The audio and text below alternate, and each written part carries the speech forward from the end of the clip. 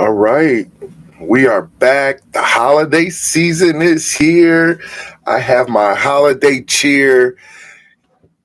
This is for a special place of for your beverages, for your gifts. You know, this was my father gift from 2 years ago. All right, my name is Coach Malik Hall. This is Catch Up with Coach, the podcast. And what we're going to cover today is college football, FCS playoffs. We have to talk about the Heisman. And because college football is winding down, this shouldn't take long. So strap up and let's get ready to roll. All right. So, man, what a weekend in terms of football, college football to see Caleb Williams win the Heisman. That was dope. Straight up. I appreciate whenever a kid of that stature can articulate himself in such a way that he did it. It's always good to see stuff like that. And to see him pay homage to the people that he paid homage to. Like that part.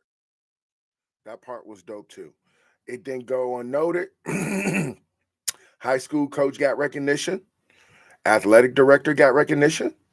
Uh, College coach got recognition. Positional coach got recognition. He didn't miss anybody. This kid was off the chart. Caleb Williams winning the Heisman, um, and doing what he did, like for him to be able to, I mean, like, it's a lot of things, right? A lot of things. This kid was able to acknowledge his line. He just, when you see something special, you know it. That kid's special.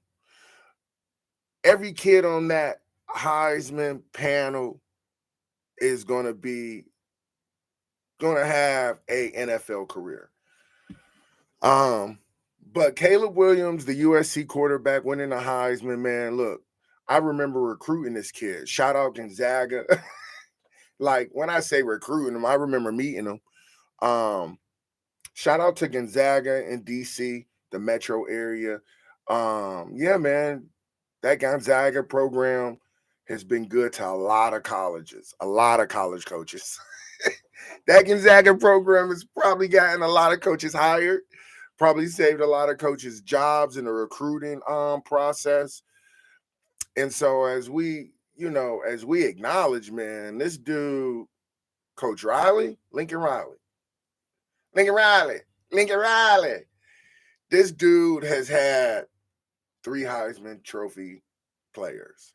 So I am not quick to say, call anybody quarterback guru or quarterback whisperer. But God dog, like Baker, Kyler, Caleb.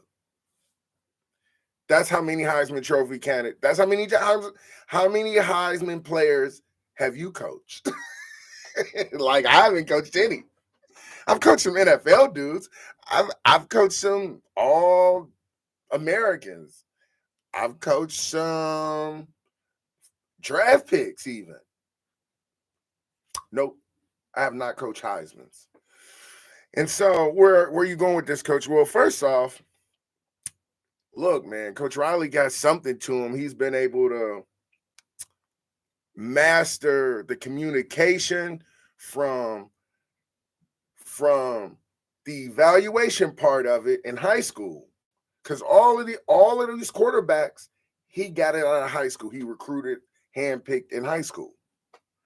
And so, and they vary in size, they vary in stature, they vary. The one common denominator in all 3 of those kids that they've been rejected.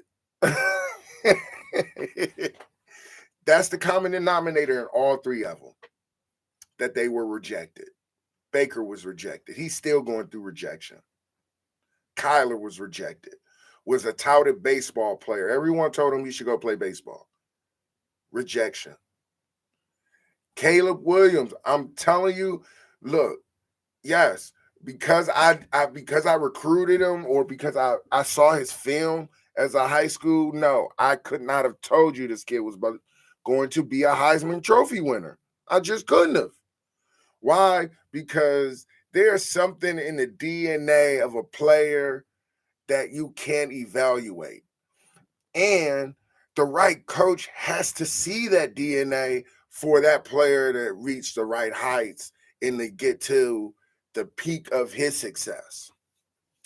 And so I think without a doubt, it is a package deal when you talk about finding a talented kid and saying, okay, we love this kid, and then getting him to the Heisman.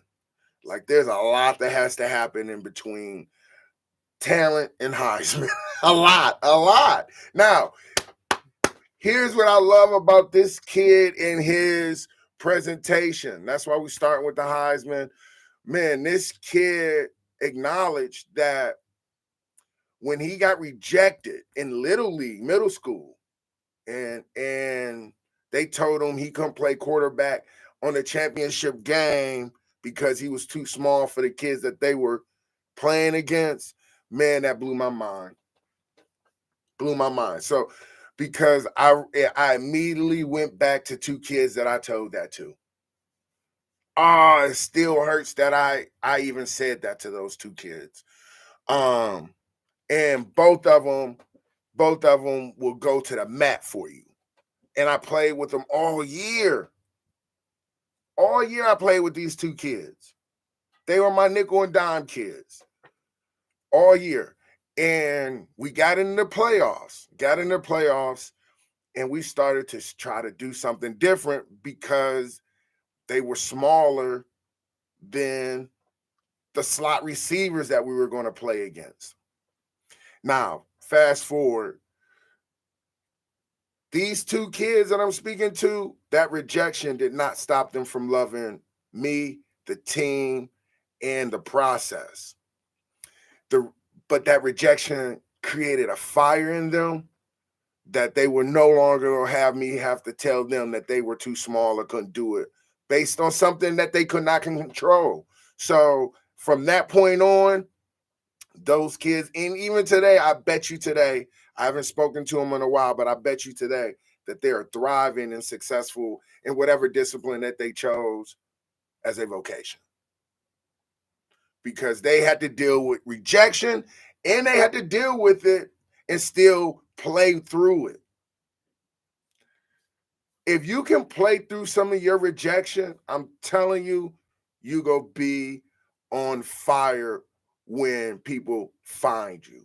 I promise you that. You'll be on fire.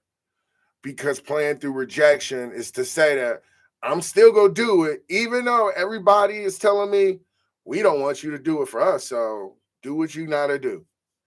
And so the fact that this dude, and now look, this is what makes Coach Riley so pivotal in the moment of all of the Heisman Trophy winners, not candidates, winners, all of the Heisman Trophy winners that this dude has had, like from the point of him identifying that they're good players and getting them to a Heisman space, two different things. Not to mention, he had Hurts. So here's where I'm going with this. For him to go from D.C. to Oklahoma,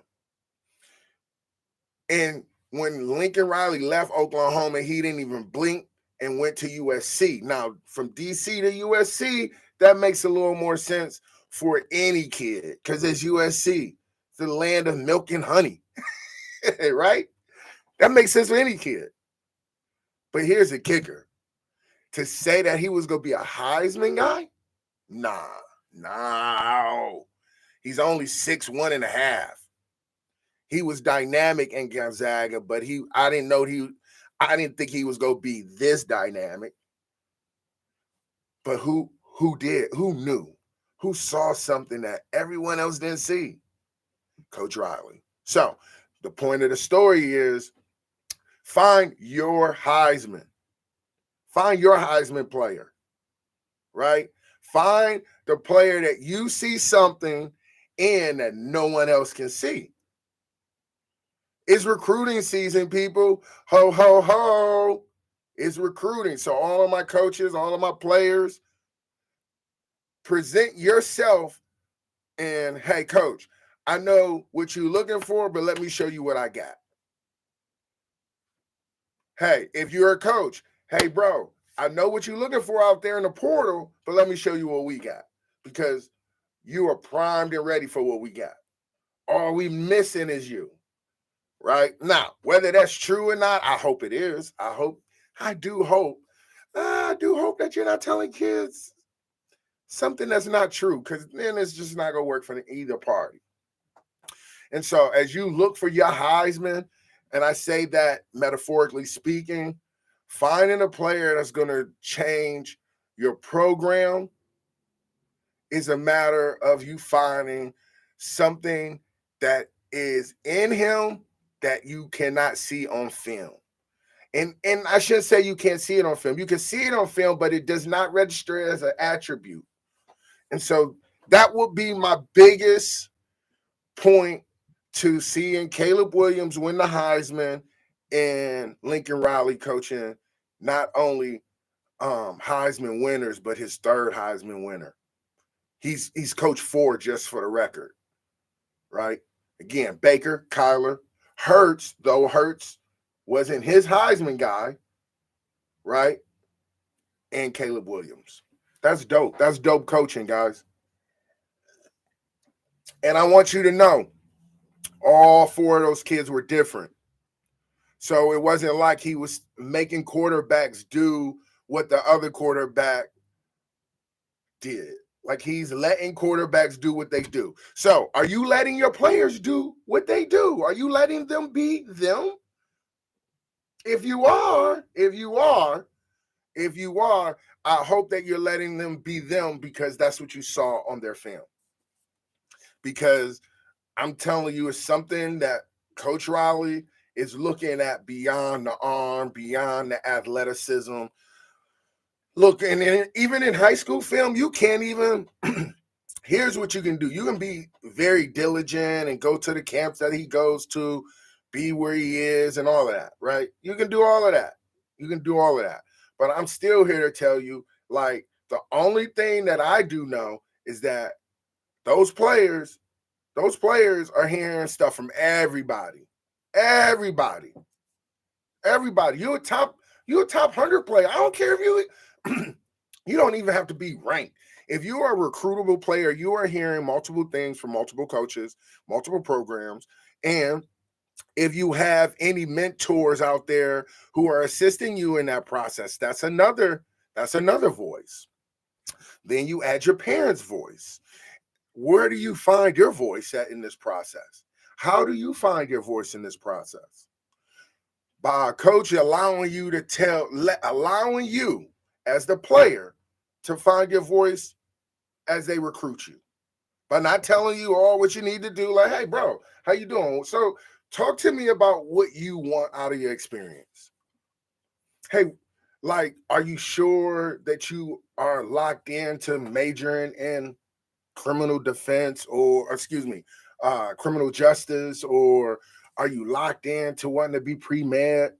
Because we don't have any of those programs. And if you are really locked into that, look, I'll always be here to recruit you if you change your mind, but we don't have pre-med and we don't have pre-law. We don't have criminal justice. Like, we're we're an engineering school. I don't know. We are a business school. Whatever it is. So, like, give in the recruiting process, coaches, give the athletes the information for them to make the decision. The other part is show them and tell them the vision in which you see them being successful in your program. That is something that I'm big on. If you can't paint a vision for me as a player on how you see me getting it on your team, And then I'm saying you're recruiting me because you have to recruit me because I'm a good player. They're like, and that's okay too. That's okay too. I'm not mad at that. You got to do things because you got to do things because you got to do things. So that is what it is. So again, Caleb, shout out to Caleb Williams, shout out to Lincoln Riley, shout out to Gonzaga High School, DC. I'm just saying that's big, guys. That's big. And Gonzaga, if you have never been there, it's downtown. It's the hardest. It's one of the worst schools to recruit, but you go there. You know why? Because they got a Caleb Williams there. I can't stand going to Gonzaga. Low key, if I really knew the DC transit, I would take the transit in there. But low key, let me also say this: it's a pain in the neck to get to Gonzaga in DC. But if you tapped into the coaching staff, they gonna make it as easy as they can for you. They gonna tell you, hey man, don't park in the back, come around into the alley, park near the turf. I got you. So shout out, coach. I ain't even gonna put you out there like that because if they don't know you, I don't want them finding you. Until then, we gonna keep it rolling and push to the next space of the conversation. All right. The SES playoffs. I know like college football is winding down. It's the grand closure. And as we close out, I've been trying to give like to the SES playoffs, which is Division One. So for all of my athletes or parents or coaches out there, like do yourself a favor and type in FCS football playoffs and just look at those schools. Click all of those schools because all of those schools are going to at least have two or three NFL players and maybe one or two draft picks. Okay, so now I hate that the CAA is completely out. Now the CAA is what I like to call the SEC of FC. All of these letters, I know it's just the alphabets now. All right, so here's what we're gonna say. William and Mary. Oh man, William and Mary, Bill and Harry. Bill and Mary, look, I had them slotted to be in a championship game, period. Now, this is why Coach Hall sucks at collegiate picks. I'm too close to the situation all the time. Because I'm just too close to it. I don't know what else to say. I'm too close to this situation to call any game of value. And I've been over. Now I'm 0-6 in the playoffs for my picks. I had William and Mary, even though I knew it was going to be hard. They were traveling to Montana State, that is. And unfortunately, they got the hat by Montana State. And I thought this was a really, really feisty, gritty, and competitive William and Mary squad. I really did.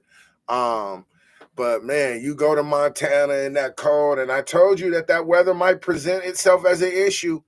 It was snow out there now. It was frigid. That invisible juice, when you take your helmet off and you pop the top and that smoke start coming off your head, that's called invisible juice. And see what happens with invisible juice, if you're not used to it, you get memorized. Like, why is his head smoking? Boom, touchdown. It just ran right by you because you were like memorized because of the cold. That's what happens when you take a Southern team. And I told you, they ain't that Southern now. Virginia ain't a little frigid. When you take a Southern team and you put them in the Mountain West, they lose 55-7, which was just beyond me. Okay. Now, this game, I talked about UIW, that's University Incarnate Word. They beat Furman in a shootout, 41-38. And Furman's running back, I think, is an NFL dude. But they got Sacramento State. Sacramento State popped Richmond. Okay? Now, that's the other CAA team.